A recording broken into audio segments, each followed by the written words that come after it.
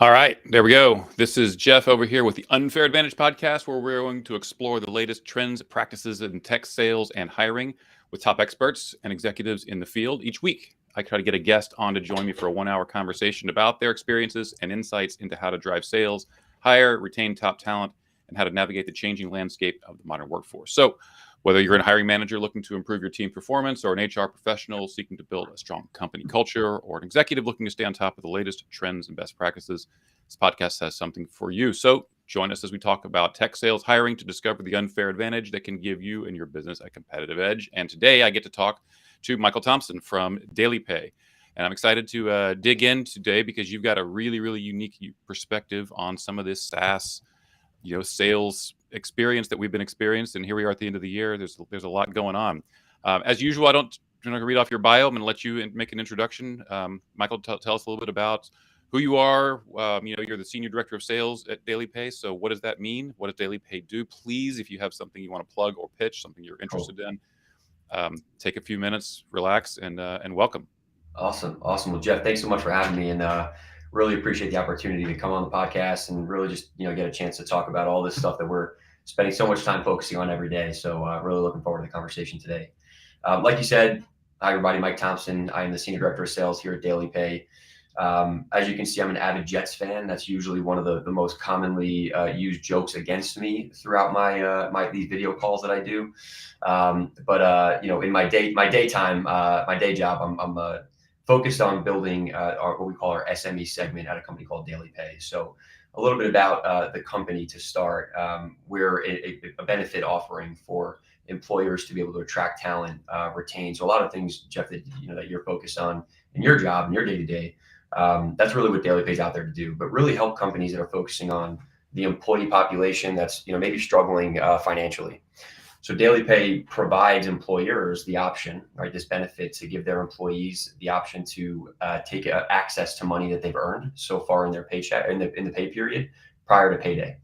So if you can imagine, or maybe think back to a time, or if any of the listeners are in an experience like this, where maybe you're struggling to make ends meet, you got a bill that's due on Friday, or a bill that's due on Tuesday, but you don't get paid till Friday, but you've already worked for a week, you've already worked for 5 or 6 days, to be able to go ahead and say, hey, I've already earned this money. I can take access to the money, pay my bills, get out of late fees, overdraft fees, not have to go to pay high interest payday loans or high interest credit cards, to borrow money from friends and family, borrow money from your employer, really just get out of those predatory options and be able to start getting on the path of financial wellness.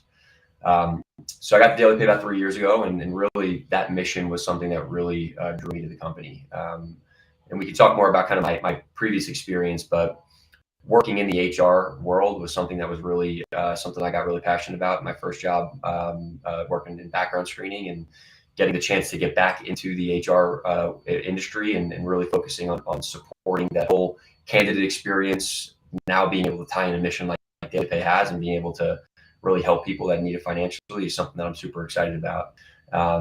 When I joined in 2020, fortunately, Jeff, was right before the pandemic. We were literally January 13th, world shut down March 13th. I was able to kind of get into the time where the company was on a really strong growth trajectory, and we were starting to create a lot of traction and grow as a startup. And I was employee like number 200, 205, something like that. And I've watched the company grow to we have over 800 partners now, employer partners that offer the benefit to their employees, and we're upwards of 700 or so employees now. So seeing tremendous growth in the last couple of years. Wow, so you've been there for considerable growth, 200 to 700 or so. Yeah. I've seen it. I've seen it take a lot of different turns here at DailyPay. It's been really exciting. And through a very unique period of history as well. So do you think that there's anything that's related to the pandemic, the related tech boom, or is it just that you were the right place at the right time, or you're just the most incredible sales manager, director of all time? As much as I'd like to say the latter, I think it's the DailyPay concept. When I got to the company, or decided to join the company, was something that was extremely novel. A lot of our early sales conversations, most of it was focused on education, right? People don't understand what on-demand pay is. For them, we had to go into those conversations, not so much selling a product like where I used to work in background screening, It's pretty easy, right? If you didn't background check, we probably weren't selling to you anyway. So for DailyPay, a lot of it was just getting people to understand, like, hey, first off, there's a population out there in your workforce that they're not thinking about doing their job day to day. They're thinking about the fact that they don't have, enough money to buy groceries to feed their kids dinner that night. There's a population of your workforce that's calling out sick, but it's just because they don't have any gas in their car to get to work today, right? So trying to first bring light to the issue. There are 78% of working Americans can't afford a $400 unexpected expense, right? So those employees are the people that we're really kind of passionate about serving, and that's really what the mission of DailyPay started as. Like, how are we going to be able to go and help those people kind of bridge that gap and eventually put more money into savings? So the interesting part about the pandemic was, first and foremost, when things really really shut down. If you remember, everyone was rushing to the grocery store to buy, load up on toilet paper, the great toilet paper shortage. If you could get it. Yeah. So it was like liquid gold back then. There were really cool use cases that we started seeing pop up, right? Because if you can think about people that are strapped financially and can't afford unexpected expenses, but now you need to run to Costco and buy in bulk, that's cash that you don't necessarily have on hand or have sitting in a savings account somewhere. So we started just seeing like huge reviews and customer testimonials. And then all of a sudden, a lot of our big scale customers that are partners with DailyPay, they started, trying to expedite their onboarding process or their implementation process to get this out to their people sooner. Because they started to realize, like, wow, our people really need help right now to be able to make these ends meet. As that, if you remember, it was 2 weeks, we'd all be in lockdown. That 2 weeks quickly became, months and eventually years as the pandemic's wore on. So really just gave us a really cool opportunity to provide a lot of value, which I think created a little bit of exponential growth for us and really helped cement us as the leading partner in the industry. Yeah, it's really interesting that you say that, because retention obviously is a big topic here that I like to talk about. And obviously I want to talk in a bit about, your strategies and secrets for, your team's retention. But you're selling a product that helps other companies retain people. Is that fair? Is it a fair statement? Yeah, really the three kind of pillars of what we talk about, we call them the big three at DailyPay. It's really recruiting, retention, and engagement. So how do you go draw new people into the organization? How do you keep the folks that are here?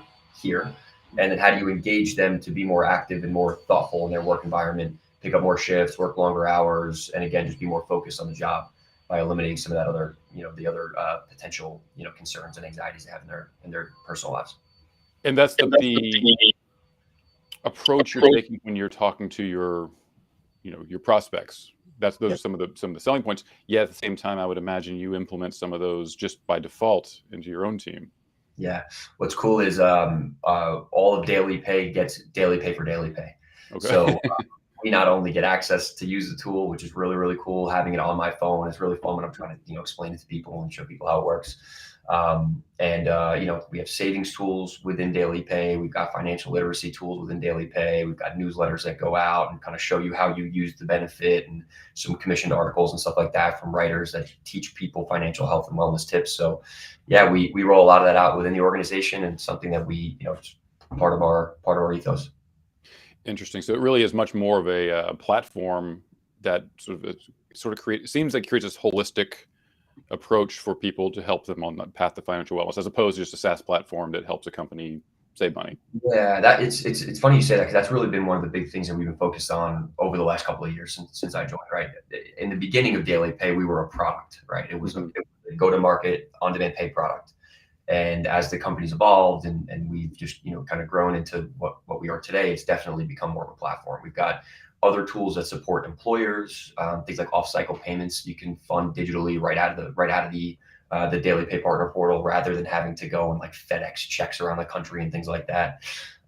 Different, cool engagement tools that I mentioned before, how to convince people and kind of activate your workforce within their day-to-day.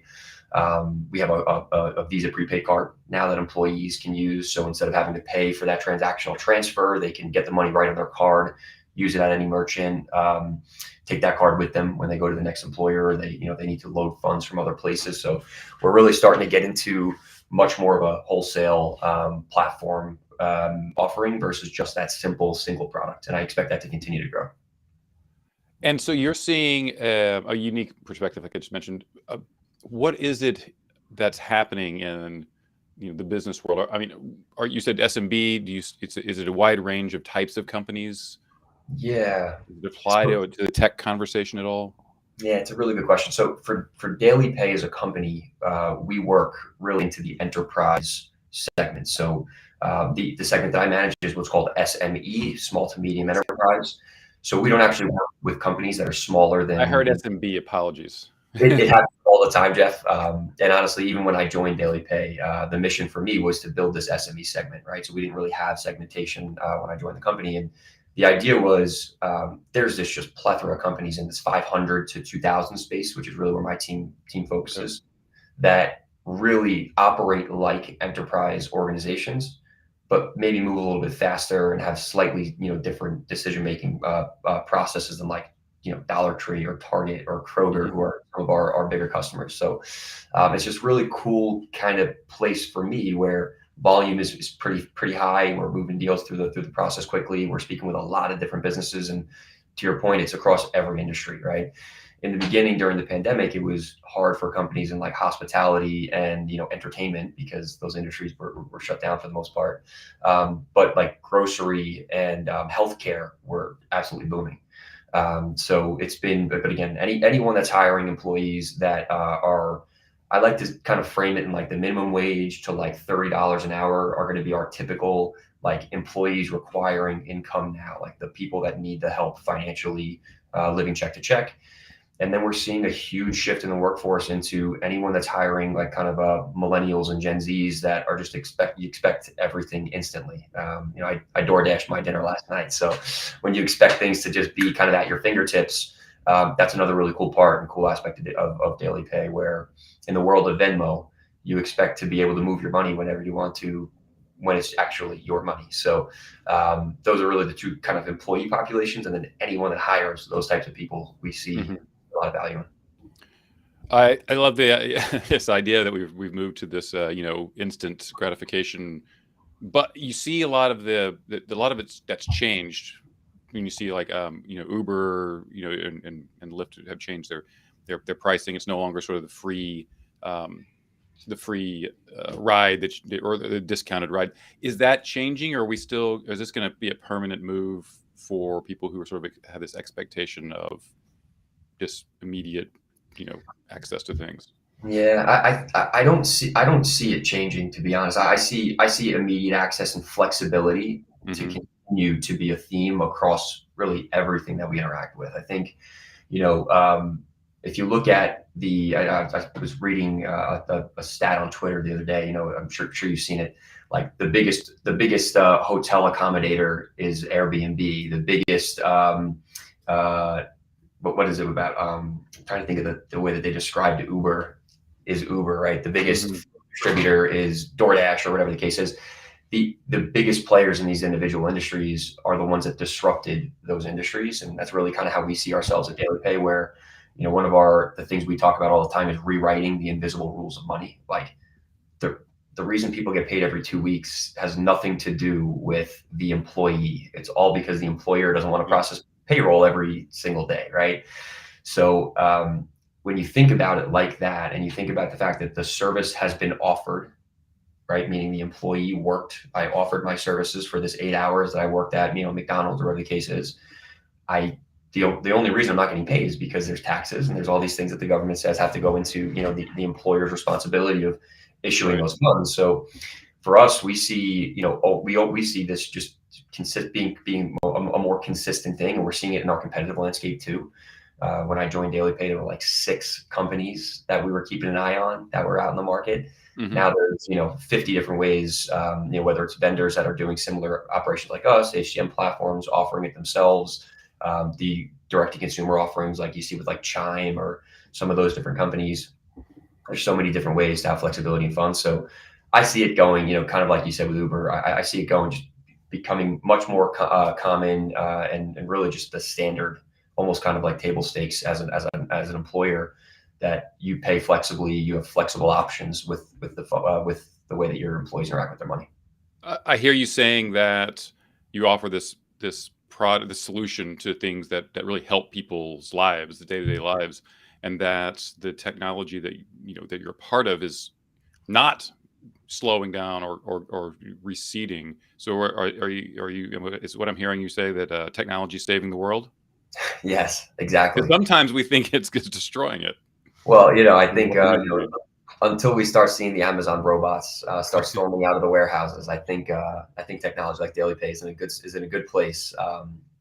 Helping people get a handle on their finances, and it's enablement, right? It's really Mhm. just giving people options and giving people flexibility and empowering them with the information to make the decisions themselves. It's the cool part about our product, and I think a lot of people, the misconception is we're called daily pay, so people think we're just paying every day. Yeah. When in reality, we're making money available for people to choose to use it when and if they need it. And I think that's the big thing about technology is it's enablement, it's flexibility, it's optionality, and it's the ability to kind of empower yourself to make your own decisions versus having it be imposed by whatever kind of guidelines you're stuck in, depending on the technology we're talking about. So what about you, DailyPay, your position specifically? You're in a SaaS platform. You're at the end of 2022. You've described sounds like a fairly robust market to work in. Yeah. What does the hiring and retention sort of, staffing landscape look like to you currently? Yeah, well, if I can, I know, part of what you and I talked about in some of our prep time was just the broader landscape of my time at DailyPay. And I think it's cool to go back and think about where I started at the company and how our growth plan kind of came about and to where we are today, because we were, again, as a hyper growth company, talking about how quickly the organization grew. I inherited like one or two reps when I started at the company, grew that team to about eight pretty quickly within the first calendar year. And we're now I think we have 21 reps in my segment alone. I have three directors that report to me. So we talk about hiring and recruiting and training within this landscape. Um, it's changed a lot just over the last 3 years, right? It was depending on what was going on in the world, right now, obviously, I'm sure there's been a lot of talk. I know in a lot of the episodes I've listened to of your podcast, a lot of talk about layoffs and Sure. restructurings and what's going on in the economy today. So for the last couple of months, like most tech companies, we were in a bit of a holding pattern on hiring and continue to grow. We did go through some restructuring, like most tech companies did, but we're able to fortunately retain the bulk of the workforce. And we're in a place now where we're going to start looking at bringing on some new folks and whether backfilling some old positions or starting to add some headcount going into next fiscal. As again, restructuring has definitely helped us get a better feel for kind of where we're at and how we're going into budgeting for the next year. Peel the curtain back just a little bit on that, because we see a lot of, obviously, the news and layoff tracker and things like that about people who are going through a reduction in force or straight up layoffs. Yeah. What's happening? Why, whether it's you specifically or not, what was sort of driving some of that? Because if you watch, in my opinion, and people I talk to, that you can Mhm. think, oh, well, the investors or board of directors is insisting that they save some money, and so they just cut people, especially in sales or recruiting. Yeah. Is there any sort of magical, thing you can help, to clarify what's been going on? I know there's no one thing. Yeah. Well, and this is also a big part of my job, my responsibility. The other page is leading through change, right? So, I've got, again, three teams and a lot of folks in my organization that are expecting me to explain these things back to them. So the way that I talk about it internally is when you look at the landscape, right? It's happening to everybody, right? Every tech company. If you look at, everyone was like, "Hey, well, I won't believe it's everyone until Google and Amazon do it," and then all of a sudden, Google, Amazon, Meta. It's the way that I've tried to explain it is just the landscape in the economy has changed, so therefore we have to adjust and adapt within that landscape. So what I don't think a lot of people realize is just what not only the public market but what investors were looking for a year ago, really, kind of February prior to what they're looking for now, right? When DailyPay was growing and we were, really hitting our broadest strides, and if you look at some of the valuations of tech startups in the past, it was all about hypergrowth and revenue, right? If you were growing and you were, generating a ton of revenue, your valuation was going to be through the roof.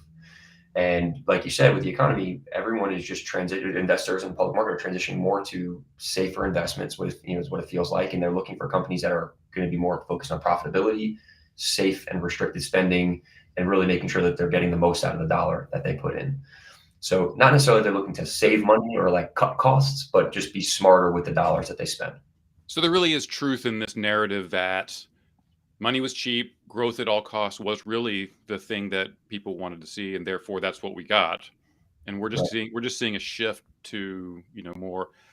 I think responsible is maybe the wrong term to use, because when growth at all costs was responsible, right? Because that's what was expected. Yeah. But there's no that's what we're sort of hearing, that is what you're saying is actually the truth. And so if so, where are we headed? Yep. I think that to be honest, I don't know where we're headed. What I like to think is, come on now. what I like to think is, and really how I'm, explaining this to my team and really setting expectations is that depending on how well a company can and go through these restructuring moments, if they're able to actually get a handle on things and keep growth to a point where they can get that cost. We look at these charts where, if spend is going through the roof, even though revenue is going up, if it's a less sharp incline than spend, you're in the black, right? Mm-hmm. So you need to be able to curb the cost, which is what a lot of this restructuring has been, but keep revenue at that same scale or a similar scale that you had. So the challenge for, I think, a lot of companies is a lot of the growth was based on the fact that they were just throwing money at it and not really doing it strategically. So when the money stops, are you able to continue that growth? Which has, again, been one of the really cool things about DailyPay is even with some of the restructuring that we went through and reallocation of funds into different areas, our growth has still been through the roof. So we've been, continuing to grow at an incredible rate, which, again, I think it speaks to the product market fit and just kind of the value that the benefit's providing, but also the way that our leadership team has really thought about and looked at where they were going to be spending. Because when you think about it back, when budgeting, budgets get done at the beginning of a year, and obviously we're getting rated on consistently, but you make headcount plans, you start putting the money into the budgets based on where you think you're going to be and try to chart that path. And then when the economy kind of flips on its head, like we've seen this year and over the last couple of years, you got to be able to adjust. So I think depending on how quickly and how effectively companies are able to adjust, we'll start to see which are the ones that are able to keep their growth at a level that's able to, again, kind of surpass that cost trajectory and, again, stay, become profitable and become one of those companies that either are able to raise more funds or, eventually IPO or something like that. I've recently had a handful of really great, customer support, customer service, customer onboarding, culture guests who have spoken very, emphatically about how important taking care of your existing customers are, especially in this landscape. Countered that a little bit as the director of sales with the importance of a productive sales team. Yeah, it's one of the most important things that we talk about every day in my leadership meetings is how do we continue to level up our sales organization and get the most out of every conversation that we're having? Because, to your point, when you're selling in a place where costs are being restricted and costs are being limited, you got to be able to really capitalize on every conversation because they're not coming inbound as often, right? Not as many companies are saying, hey, let's go, we've got $50K left in the budget, let's go figure out where we can spend it, right? So one of the things, and this is, a little more of a sales focused thing is that we put in place really over the last probably 18 months is the MEDIC or MedPick sales qualification philosophy. Are you familiar with it? I am, but go ahead and give a quick overview just for anybody who's not familiar with it, because a lot of alphabet soup can get thrown around. Yeah. Well, especially, with all of the letters in MedPick. So MedPick is, you may know it as either MedPick or MEDIC. It's really a sales qualification criteria and kind of a qualification process that has allowed us, because actually I talk about spend, but DailyPay is actually a no cost product to our employer partners. So we offer it for free to the employers. We set up all the integrations and kind of do all the back work to get it, up and running. And then our money is made on the transactions that get made down to the end consumer. So, which sounds like it's going to be a really easy sale, right? Okay, it's free. And it sounds obviously we're doing a lot of good for people. The challenge is there's not a lot of urgency when something's free, right? So we've got to be really precise in our sales process, holding people accountable, creating value, making sure we've got the right folks. So MedPick allows us to, and we talked about the dog and the cats, Jeff, sorry, before he starts barking at me. So MEDIC allows our sales leaders to stay really close with what our our reps are doing out in the field and the conversations we're having to really make sure that not only are we being thoughtful and productive in the conversations, but we're also qualifying into our pipeline so we have the right forecasts and projections back to the business, back to our investors and things like that, that we're able to actually meet those expectations. So basically, it kind of really ties you into the metrics of an organization, right? So a lot of times sales folks go in, they get a yes in a conversation, and they say, wow, I've got a verbal. This is fantastic. I got one, boss. Right. But you got, a lower level employee that thinks it's a good idea. They say yes. And you haven't quite gotten the actual business pains and been able to quantify the business pains. It talks about, certain personas, right? Like getting to the economic buyer versus the champion versus a coach versus an influencer, right? Each of those people play very important roles in an enterprise sale, but being able to get to the economic buyer, that's the person that says yes and signs the contract and actually has the end of the line decision making, right? Until you get to that person, it's really hard to get a sale done. So all of these things, as we, you ask about how we got, are trying to maximize what we're doing in the organization. Little tools like this, and then being able to build it into our CRM, into Salesforce, has been really helpful for us to make sure that we're getting the most out of every opportunity, identifying things before they pop up in the sales process, so that we can say, well, hey, this sounds like a really good deal. It looks like you've got some really good metrics involved, and definitely see some cool pain points here that I think are really valuable from DailyPay's perspective. But has that gotten to the economic buyer yet? Right? Is your champion selling on your behalf behind the scenes? What kind of relationships have you built? And it allows us to have more productive conversations behind the scenes to guide So does that have a positive effect on, I'm going to call it retention, culture, basically your staff's, happiness level, productivity? I can see productivity, obviously, because your managers have a little more of a tie into that, because not everybody loves structure, especially in sales. A lot of us got into sales because we hated structure. Right. I like to think so, and we see it in feedback we get from the reps, assuming that they're being honest with us. We see it in the feedback that they give us. It's reps as much as salespeople, want to own their business, right? You go into sales, I always think of when I was a seller, it was Thompson Enterprises within Sterling or DailyPay. It's your business. You have to act like an owner and own your business. But I think the good salespeople realize that they don't know everything, right? And there's always more to learn, and there's always more, coaching and development to be had. So where I think you actually wind up in sales environments losing talent is when you're not developing that talent.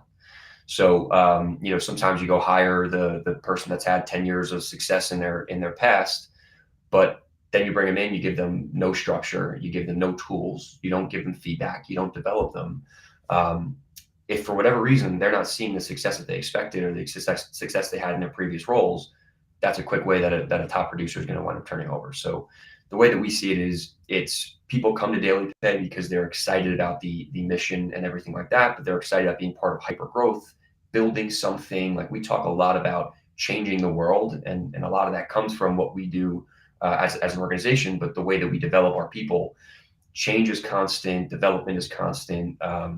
So it's just a big part of the narrative that we have. And we can talk more about this in detail, but a big thing that we did back around when I started was we hired a fantastic, at the time she was our training manager. She's now a director of enablement.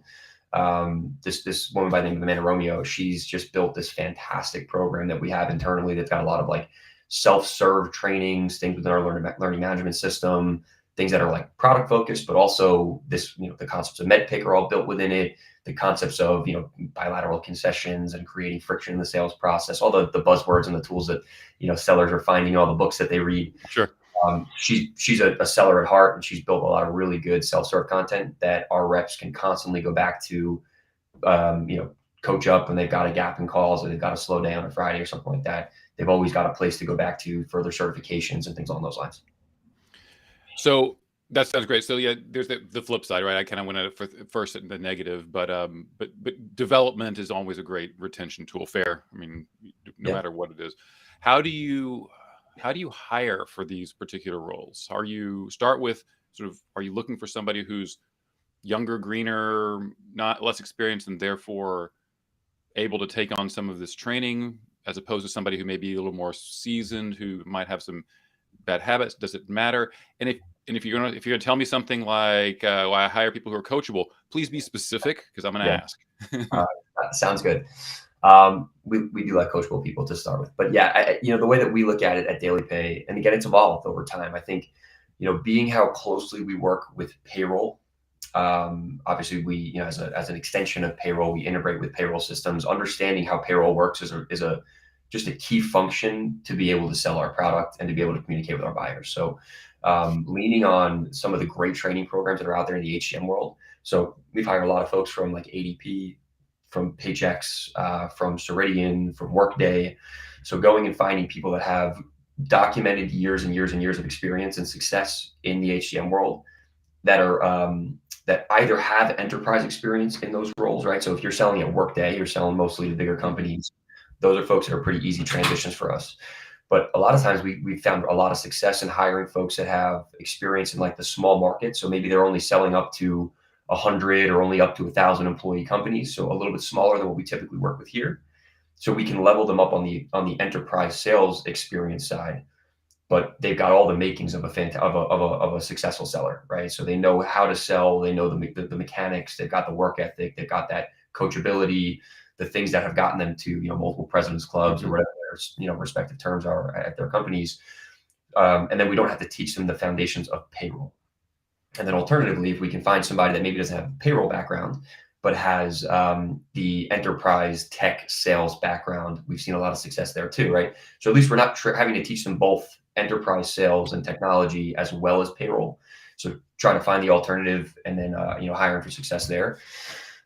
One of the other really, really helpful things that we've done, and we've got a handful of these within our sales force, it actually was the first leader that I promote, or first rep that I promoted into leadership when I started to grow my team, was hiring former leaders, people that had led teams in the SMB space, that again were willing to go back into a rep position in order to really get into enterprise selling, develop kind of a new muscle. A lot of the HCM reps are there for 10 or 15 years, which is fantastic. But they start looking, when they start, getting that feel for looking for something new, DailyPay has been a great place for them to still leverage all the great knowledge that they've got from their previous roles, come in, learn a little more about the enterprise sales experience, and then they quickly transition back into leadership, which has been really helpful. We've got pretty much a team of leaders in our IC roles that have made our growth possible over the last couple of years. So talk about some of the challenges of the past, especially the past 12 months, in finding and retaining people. I mean, I'm going to make the assumption, and you can tell me I'm wrong, that you probably don't pay them a ton more than everybody else in the industry. We're competitive in pay. Definitely not. So how in the world are you finding people? Yeah. So over the last 18 months or so, right? So we went through a huge growth spurt last year, going into this year, right? So when at the end of 2021, we promoted that first rep I was just talking about, the one that moved into our first leadership role. She moved into that role in September, August or September. So she started hiring from that point. So really, since then, we've tripled the size of just the SME sales organization alone, let alone what we did in like our upmarket teams. The number one way we found good people was through referral. Our reps love working at DailyPay, right? A lot of the things that we just talked about, our retention's been really high, outside of some restructuring and things like that we've just had to do as a business. The retention in my segment's been fantastic. And that comes from good leadership. My directors are super involved, super engaged, and things along those lines. The product, feeling committed and connected to the product, the culture of the organization, the development. So for us, it's mostly been, we have a great TA team, but mostly it's been, hey, we've got people just that are coming to us because their friends are out there saying, hey, I'm looking at leaving X, Y, and Z company. What do you think about DailyPay? Oh, you've got to meet with my director. She's awesome. You're going to love her. We get that first call done, and we start getting the press underway. So a lot, I'd probably say like more than 50% of the people that we've hired have been through referral. So, and not to put any pressure on you here, but that's a great strategy. Obviously, if you've got the type of culture that attracts more people. How do you deal with the challenge of diversity and inclusion when it comes to being a SaaS company in the U.S. and probably the majority of your staff look like us and probably refer people, that are, is it a challenge? To be honest, it's something that is top of mind in every single thing that we do, but it really hasn't been as much of a challenge as I think a lot of other organizations have, because again, it's part of the culture that we have, right? We win with diversity is one of the key core values. You look at our website, all over our office, like we win with diversity. It's in everything that we do. So a lot of the referrals that we get wind up being diverse candidates. So we're able to get a really good look, and we have and with all this being said too, Jeff, we don't just get a referral and hire them, right? Everything goes through our applicant tracking system. We've got all the metrics and all the different kind of workflows that you would imagine a DEI team would put in place. And again, our leadership team's done a really good job there. But we're able to get really diverse pools into every hiring position that we're looking for. So that way we are in a place where we truly can to go hire the best candidate, because our team is extremely diverse as it stands. We've been really lucky in that. And I think the HCM world does a really good job of that too. A lot of the payroll companies, which again is a lot of our talent pools come from that world. There's a lot of diversity within those groups, because you can really start within the payroll industry at any point in your career. Like there's a lot of different ways that you can get your foot in the door there. So it's really lent itself really nicely to us. So to close this little part of the conversation out, speaking to others in, your position, or, a CR or HR leader, what's the thing that you can share that makes you more dangerous than anybody else? What's that unfair advantage about, what you know how to do when it comes to this recruitment and retention piece? I hear you saying that, it's getting some good staff that then send good referrals, but what sort of secret do you have that ties it all together? I think when I talk to candidates, one of the big things that helps me separate, what I always try to do in an interview process is remind the candidates that they're interviewing us as much as I'm interviewing them. And what that often does is gets them thinking more about our opportunity versus other opportunities. So I think the trajectory that DailyPay's on and the mission that we serve is an unfair advantage to any other company. Finding a growth stage, I guess we're still considered a startup, right? We're still only about 7 or 8 years in business. Finding a growth stage startup that is through everything we just talked about with the economy is still climbing at an incredible rate. We're bringing on incredible brand names and logos in the industry. True leaders in this space growing at the rate that we are. It's not common that you're going to find a company with that type of upside still in the startup space with everything again that's going on in the economy. So when you look at, okay, I'm looking for a company that's going to be stable and growing, we definitely kind of check that box. And then companies that are serving a mission to help people, I think is something that a lot of the employees that join DailyPay are focused on. Again, I remember when I worked in background screening, being really passionate about making workplaces safer was something that I really came to appreciate. But I didn't know that when I got the job, right? It was my first job out of college. So for me, it was like, background screening, I guess, is cool, but they're hiring, so I took the job, right? With DailyPay, people come seeking the mission, which I think is something that's really a kind of a superpower for us. And I think that not to interrupt, but I think that's really, really important. People recognize that you've got a mission. They come seeking that, and I don't think that has to be limited just to, a company that's got a not-for-profit angle or a B Corp or some sort of mission-driven product. Right. I think that anybody has the ability to, well, like you just said, when your background checks, it seems like it's maybe sort of standard, boring, like not a whole lot to it, but there really is a mission to it. If you're helping people get better. Do you have a hand in sort of, well, I know you do, you're the director of sales, you're communicating that to the people who you are onboarding, you're hiring, you're coaching and managing. How do you, I realize DailyPay has a little bit easier on-ramp to that messaging because it's kind of like there in your face, but still getting people to hold on to that and make that purpose in their daily lives. How would you recommend other people manage that? Yeah, well, one of the things from the interviewing process and hiring is I always ask people, what am I, it's a very simple question. It's not, all this like, kind of silver bullets type stuff, but I always ask them what they're looking for, right? So, you all the time, you go through standard interviewing, right? You go through resume, why'd you join this company? What made you leave here? And you try to get a feel for their background. But when they're looking at DailyPay, I want to know why they're choosing us versus any other, HR tech product, HCM platform, whatever the case is. And I hope that I hear from them, your mission is what really attracted me.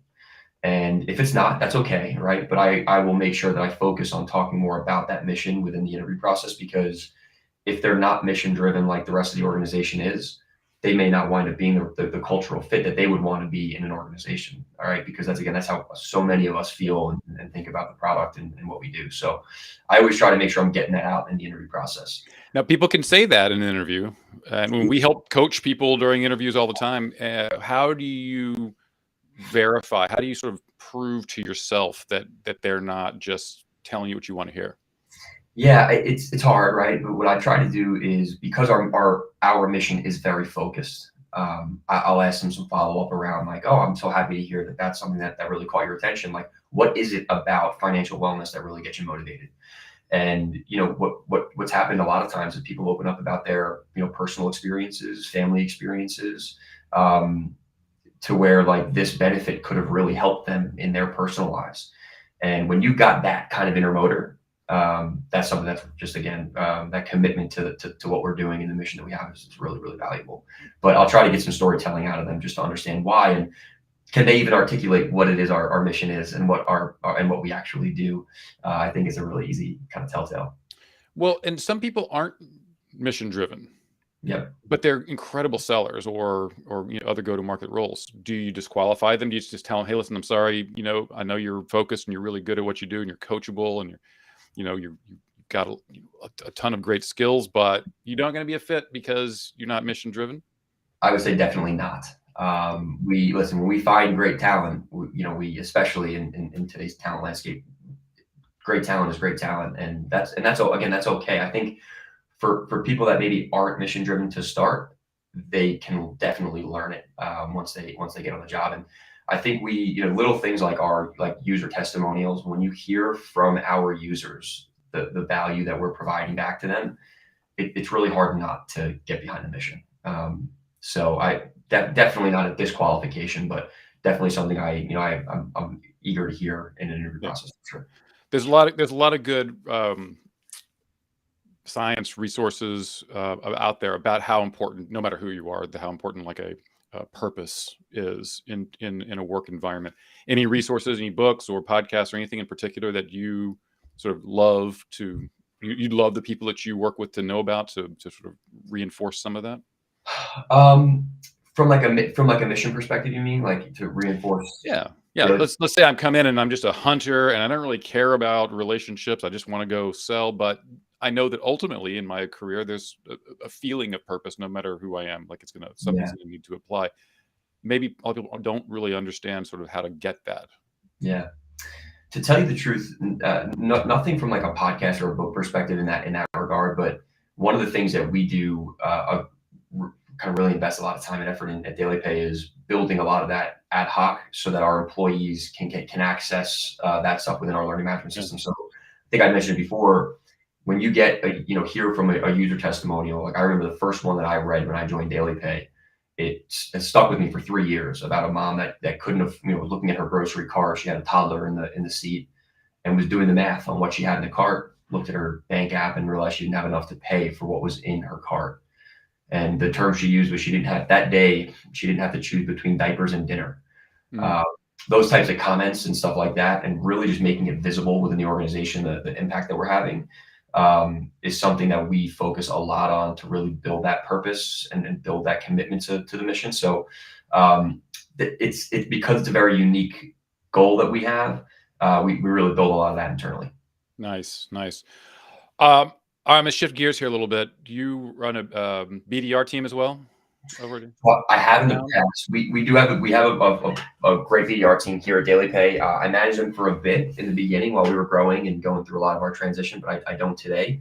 But I do have experience managing them. I assume that includes outbound emails and sequences, things like that. Yeah. So my agents do that today too, but definitely more so in the BDR world. Yeah. I think that something happened in the last couple of weeks that's going to change everything, and that's the ChatGPT platform. It's unbelievable. It's easy to now create outbound scripts that look like better than most of what you see. How does something like that affect sales in general? Like, how is it? What looking down the future? Like, how is it going to change the way that people receive outbound messages? To tell you the truth, have you gotten a chance to like really dig into it and like start like playing around with it at all? A little bit. Yeah. So I'm not sure I'm smart enough to use some of the cool stuff. I was just gonna say I've only used and like kind of like toyed around with some of like the very basic features. I think from what I've experienced with it so far, it's just going to create incredible efficiencies for sellers in getting communications out. Because when you think about cold emailing, very very often the value of a cold email is really just kind of brand recognition, name recognition. It's very hard in today's market with the amount of noise to book a meeting based on just a perfectly worded email, right? So a lot of what we talk about with my group and BDRs is it's about consistency, it's about touches, it's about getting enough communication, right? Mixing in multiple different channels like email, LinkedIn, and phone calls and text if you're able to, and things like that. So I don't know that it's necessarily going to all of a sudden like skyrocket response rates because it just sounds so human and so real. I was thinking quite the opposite. The noise level ought to increase tenfold. Yeah, and therefore I think no one will ever read email again. Yeah, that's exactly kind of what I'm thinking is like, it's going to be one of those things where it's going to be so easy to get emails out that it's just going to pick up some of these other channels are going to have to pick up. I want one of the really cool things that I've been seeing a lot more on LinkedIn with people reaching out to me trying to sell their services is like voice messages on LinkedIn. Have you ever gotten one of those and you're in a direct message, like an actual voice memo? No. So you can actually if you do it from your phone versus your laptop, you can go to LinkedIn, you can actually send a voice note. So your cold pitch, your 30-second cold call, whatever the case is. Hey, Jeff, it's Mike Thompson, you call from DailyPay or reaching out from DailyPay, and you're able to actually kind of do your little elevator pitch in a voice note right to LinkedIn that they can play from their inbox. So again, silly little example, but there's a lot of those things. Another modality. Yeah, just to humanize a little bit, right? I think as automation, we talked about, in the beginning of the conversation, how is technology going to impact the world, right? It's going to prompt this, I think, a big heavy push back to humanality and human contact, where it's going to be very hard to tell the difference in writing. So I think it's going to be important to get your face out there. Honestly, do things like this too. I think getting a chance to hear your voice and learn more about your approach and how you think, how you act, and what's important to you. If there's any sellers out there looking to sell some kind of sales enablement tool, I've talked a lot about what's important to me here today at DailyPay, right? I'd be curious to see if anybody wanted to take in a piece and throw it out. That's what I tell my team all the time in their customization is there's so much content out there today to learn about your prospects. Don't just go to the basic LinkedIn search, right? Go read their posts, read any articles they've written, any blogs they've written. You can learn so much about what's important to them. To customize and personalize your outreach, that I think it's gonna force the sellers to lean on that much more. 100%, and I think that the art of the sale in a way will return when we've kind of had this. You've got a lot of product-led growth is a good buzzword, right? That people talk about, and I certainly think that it's applicable. And then all of a sudden, not all of a sudden, but over the past probably 5-8 years, we got lots of tools for enabling people to have this cold outreach. I think we're looking potentially at a place where, like you said, we're going to have to be more relevant and build the trust that is required to make the more complex sales decisions that take place. Mm-hmm. As a sales leader, that absolutely is going to equal longer cycles, more time spent by reps.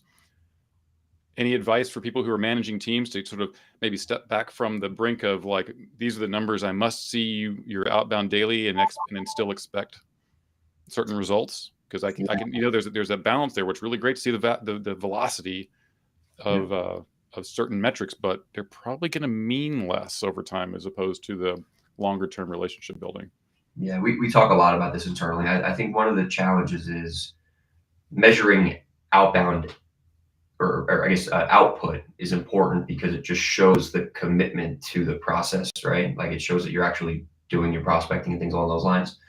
But really what everyone cares about is the results, right? So I think it's going to become a lot more, I think the way that we're thinking about things is a lot more shifted to it doesn't really matter where you're getting these qualified leads and connecting with your business partner or your qualified businesses through, whether, I don't care if it's come from email, phone call, or carrier pigeon, right? As long as it's cost effective and we're able to get good qualified meetings.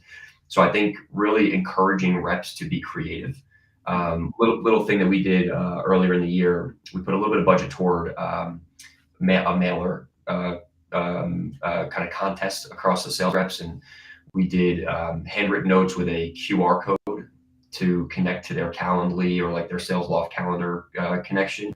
And we did like a DailyPay mug with like a little phone booklet that explained a little more about the product. And hey, feel free to, if you're interested in learning more, like book time with me through this QR code. And it worked fantastic, right? It was, definitely an expensive kind of first stab at trying something new, but different things like that. We're encouraging reps to go out and try new things along those lines, just to kind of mix it up. And again, it only works if there's results that come along with it, and just trying to really stay close and tight to the results. The other thing that we're really leaning heavily on, and this isn't going to apply to every industry. It's not as easy depending on what business you're in, but for us, channel relationships are the absolute most important focus for us going into next year. We've done a great job of it as an organization, but continuing to kind of build on it. So we work really closely with ADP as an example. They're our premier partner. We're their most referred vendor in their marketplace, like really, really close alignment. Our reps know who the ADP reps are that they can communicate with and kind of work on accounts with. And that is, I think, a big way to kind of cut the noise. Is they're already using ADP. They're recommending us as their preferred vendor. Making sure that you got those kind of, we call them like influencer voices out there in the market that are actually telling people, hey, don't worry about all the emails in your inbox from all the other on-demand pay providers. Just go talk to Mike at DailyPay. Big focus for us going into next year. Channel's huge, and I think channel's very, very difficult to manage and to grow, and you've got to really have that the patience. I would say, agreed. And if so, is channel sort of the secret silver bullet, like you said earlier, to that some places, not everybody, can take advantage of if done right. I don't see everybody that has a channel program. I don't. I was just going to say that. Yeah, if done right, I think a lot of times, especially just in my previous experiences, like channel is looked at differently depending on where you are. Right, channel can be looked at as, hey, well, we need these integrations in order to, in order for our business to run, or if our customers want to connect these different tools, we need to have these channel partners. But how you actually create value back to the channel partner, like whether it's through rev share, some kind of referral agreement, or like we see some of our channel partners will actually, our partnership is so valuable that they'll actually pay their reps or give them commission for selling our service, right? Or getting us leads where we can sell our service. So figuring out ways to get really thoughtful and creative about building that channel is, to me, if there is a silver bullet, which I know there's not, is definitely the one that we're focusing on the most, just to be able to really capitalize next year. Even though you lose control over the other people's sales reps. Yeah, well, the cool part for us in the channel is like our product is complicated, right? As simple as it sounds, because of the integrations, the data exchange, how money moves. Like there's a lot of questions that come up. So in every channel relationship that we build, we just set expectations. And like, hey guys, this isn't a situation, at least for today, where you guys go and sell our product without us getting involved. Mm-hmm. Everything is lead based, even our white label relationships. We're the sellers that actually go through the mechanics, work through the product, and really take, for the most part, control over the sales process. We're really leveraging just kind of the trust, the relationships, brand recognition from those channels, and doing a lot of the heavy lifting for them. That sounds like a silver bullet right there. Have a product that requires some specialization so that you get a chance to, talk to the end user, the buyers. Definitely. That's really awesome. Okay, let's wrap it up. Pull out your crystal ball. Tell me what's happening in the next 6 to 12 months. Tech sales, hiring. Are we going to see a return to anything close to what we saw the last couple of years? Is it going to get worse? Be honest. And it's just your opinion. Don't worry. I won't hold you to it. You won't use it as the headline. Yeah, nope. I like to think that enough companies have gone through, the ones that are going to stick around have gone through their major restructuring, from the middle of this year to probably the end of this fiscal. And I think the budgeting and planning that's happening, right now, that's happened for probably November to the beginning of next year, is going to be the big indicator of all of a sudden hiring is going to start reopening. Like I know for, even for DailyPay, knowing that we have some headcount that are coming, those start dates aren't until our fiscal year starts. Mhm. So, I think we're going to start seeing a lot. I do think that the good companies that were able to restructure effectively and that were able to get their costs under control are going to start rehiring. And then it's going to be really up to the candidates to try to find the right opportunities for them, and really, Jeff, lean on recruiters like you and companies like Talent Reach to be able to guide them in the right directions so that they're getting on board the rocket ship that's getting ready to take back off versus the plane that didn't make the right decisions previously, and didn't go through and make the tough decisions and go through the restructuring, and they're on a downward trajectory because they can't get their costs under control. So really, I think that, and this is not just saying it because I think the world of you guys and the work that you do, recruiters are going to become all the more important in the upcoming market for us, as hiring managers, and also for the for candidates, because there has been so much kind of a challenge that's gone on in the market, that finding good companies, it's going to take somebody like a recruiter to get in there, do their own qualification, and then work with trusted recruiters, ones that have the right kind of ethics and morals, to say, hey, this is a good opportunity for you. And that's, I think, I know that you guys do that a lot at your company, and it's the way that you're setting yourself apart, and that differentiator as a recruiter, that you're trusted, that you're not going to send a candidate just to get a check. You're not going to send a candidate to a sinking ship. And I think the companies that restructure the right way are going to start bringing people on because they're ready to take that next step. Well, awesome. Well, I obviously appreciate the plug, but so it sounds like you're optimistic about what the tech sales landscape looks like for the next, because it's depends on who you talk to. Some people are a little more concerned about recession or other global factors that might drive things down. What and I want your opinion real quick. I saw an article, I guess it was on GeekWire, about how a bunch of CIOs, maybe it was TechCrunch, CIOs that were polled, all said that their enterprise tech spends were going to remain unchanged for the year, which is a huge, indicator that people like you, DailyPay, who are in that spot, are going to continue to prosper. Yeah, it's definitely something that as we try to figure out different ways to monetize our business, it's definitely something we're really thoughtful and conscious of, is making sure that our barriers to entry are as low as possible, but also, being able to provide the service in the way that we need to. So we're definitely, cognizant of that. And I think it goes back to the first question too, about kind of the outlook. It's really the outlook is positive for the companies that are able to adjust and adapt. If you continue to try to sell and run your business in the same ways, with the same techniques, the same pricing models, the same, discounts or whatever it is, you're going to struggle in this economy because of the way that companies are thinking very differently. But the good companies, the ones that are sharp, the ones that have the right leadership in place, the ones that are thinking 6, 12, 18 months down the road, I think they will have a lot of success because of the fact that there's going to be so much fallout at the bottom of companies that haven't made the right decisions. Yeah, that's a good point. All right, we're at the end of our hour. Is it okay if I put up some of your contact information if someone wants to get a hold of you? Yeah, that'd be fantastic. I'd appreciate that. Your LinkedIn profile there, and anything else you want to close out with? If anybody has any questions or. Yeah, first and foremost, just thank you for the time, Jeff. This was really just an awesome experience. First time doing kind of this type of live podcast, so hopefully I made you proud today. But big thing for me, my final message is, if there's anybody that's out there that's interested in just leaning on a sales leader that's built a company and built a sales force, and gotten to kind of go along for the ride like I've had at DailyPay, I'm happy to share thoughts, feedbacks, and I love having these conversations. It's something I'm really excited and passionate about, and proud of what we built at DailyPay. And then anybody that's interested in learning more about the product DailyPay, you can obviously hit me up on LinkedIn or go to our website. There's a ton of content. We talked a lot about our internal stuff.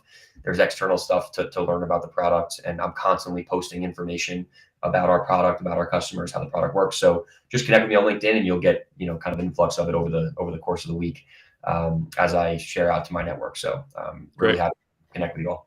I really, really appreciate it. It's been a fantastic hour. Went by super fast, and hopefully you'll agree to come back and do it again sometime. I sure will, man. It was really great getting a chance to spend time with you today. Appreciate the time. All right. Take care. Have a great holiday. Have a good one, man. You too.